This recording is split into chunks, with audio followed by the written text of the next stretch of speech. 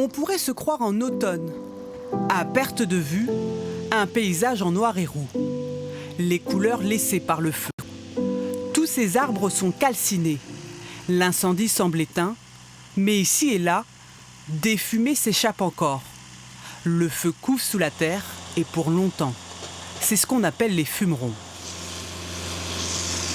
C'est vraiment l'humus qui est en train de brûler, cette partie-là qui est en train de brûler au-dessus. La terre, elle est toute chaude encore, voilà, où on a quelque chose qui se consume gentiment. Donc là, l'objectif, c'est de faire une rupture tout le long, à gratter, et du coup, on sépare ce qui est brûlé du non brûlé. Et après, on va faire de l'extinction. Cet incendie fut le pire de tout l'été.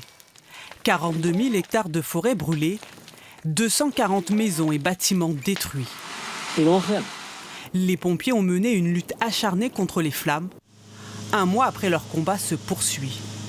Grâce à la vigilance des riverains, chaque fumeron est aussitôt stoppé.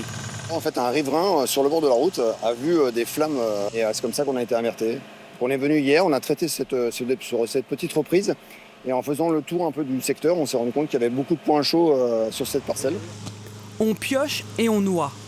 Les pompiers répètent inlassablement les mêmes gestes. Je suis là pour ça. On a grandi ici, donc on est quand même touché quand nos terres elles brûlent, quoi, on va dire. Voilà. Les feuilles séchées, les branches et les aiguilles de pin au sol représentent une nouvelle menace. Là, ici, il va falloir abaisser tout le potentiel calorifique avec des broyeurs pour sortir toute la matière qui est encore combustible. La zone sera sous surveillance permanente jusqu'à des pluies massives. Avant de penser à l'avenir de la forêt, il faudra s'assurer que le feu ne puisse reprendre.